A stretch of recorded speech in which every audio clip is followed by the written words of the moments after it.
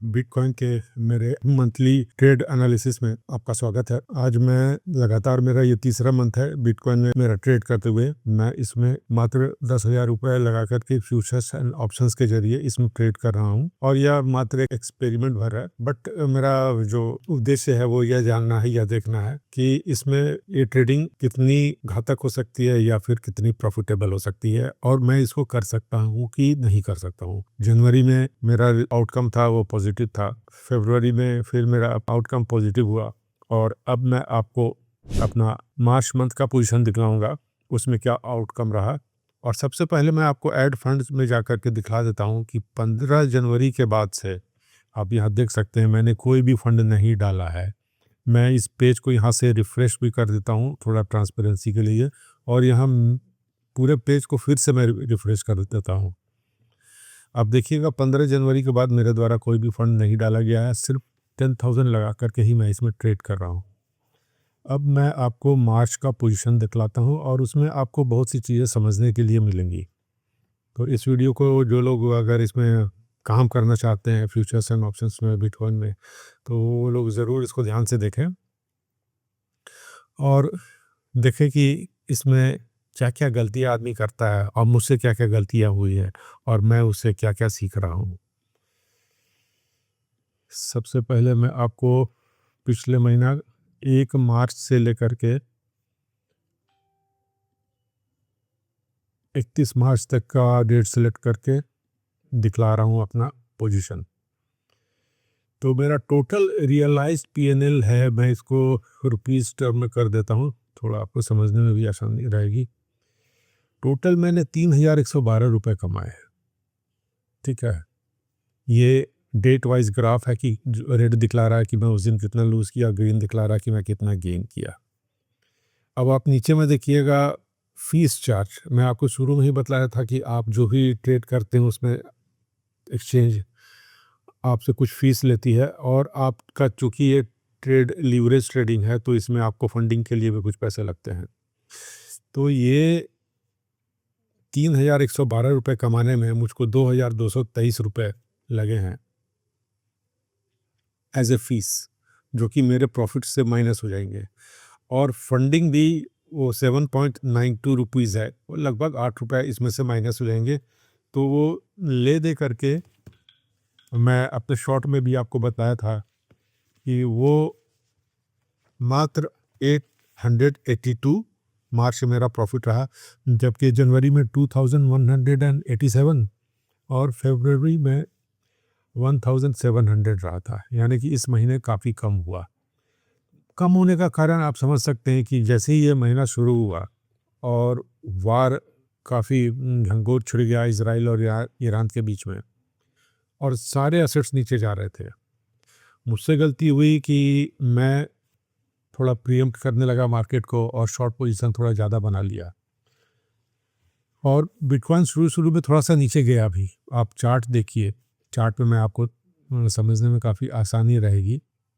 देखिए ये वार शुरू होने के पहले का है 26 फरवरी, फिर 27 फरवरी को रात से ही वो बमबारी शुरू हो गई थी और उस दिन मार्केट रेड कैंडल बनाया है।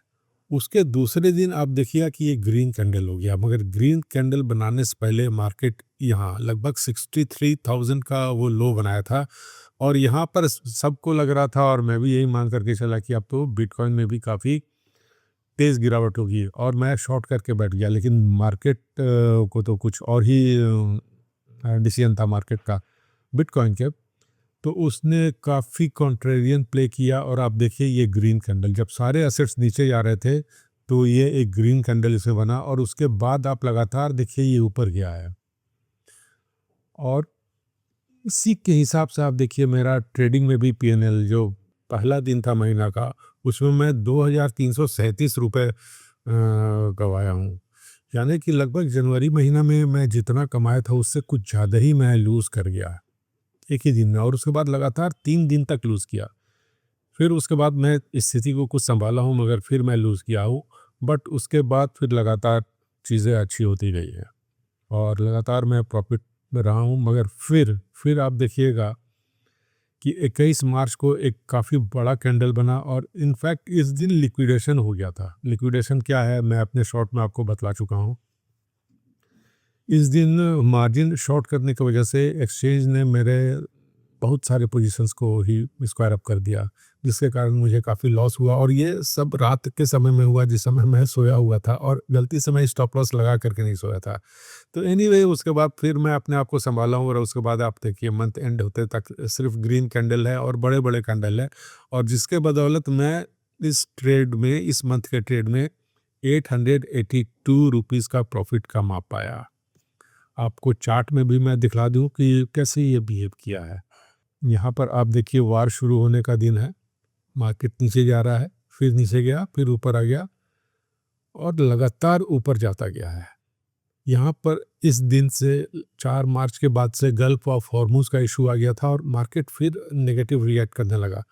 बट इसके बाद फिर मार्केट पॉजिटिव हुआ और पिछले बार जहाँ तक गया था उसके भी काफ़ी ऊपर तक गया और यहीं पर मैं ट्रैप फिर दोबारा हुआ हूँ जहाँ पर कि मेरे सारे पोजीशंस लिक्विडेट हुए, क्योंकि मार्केट काफ़ी रिवर्स तरीके से ट्रेड कर दिया और हम लोग ऐसा सोच रहे थे कि बिटकॉइन में लगता है बिटकॉइन के अच्छे दिन शुरू हो गए हैं और हम लोग काफ़ी लॉन्ग पोजीशन में बैठ गए थे।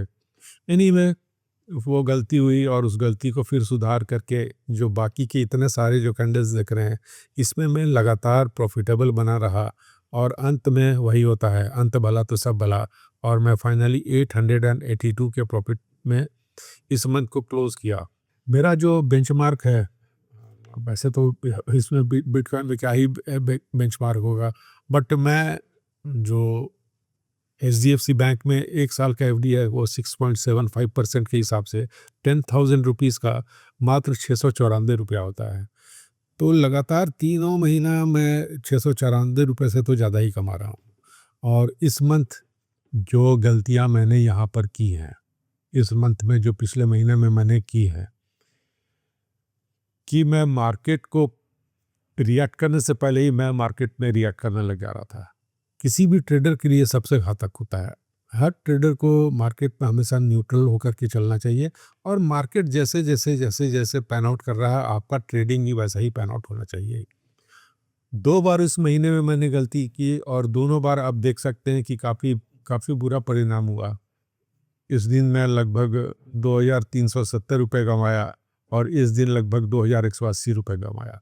अगर मैं कायदे से इस ट्रेड को किया रहता तो मेरा इस मंथ का ट्रेड काफ़ी और भी काफ़ी बेटर हो सकता था, इवन जनवरी महीने से भी बेटर हो सकता था।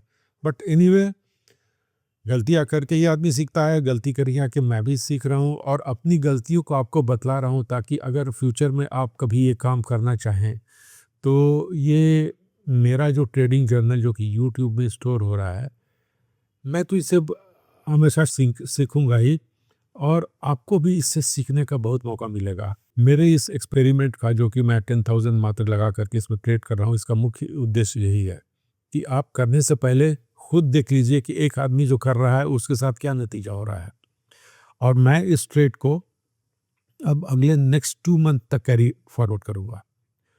यानी कि अप्रैल पूरा ट्रेड करूँगा और मई भी पूरा ट्रेड करूँगा और उसके बाद मैं डिसीजन लूँगा कि अब इस मेरा जो एक्सपेरिमेंट है इसको 10,000 अमाउंट से ही किया जाए या 10,000 से बढ़ाया जाए।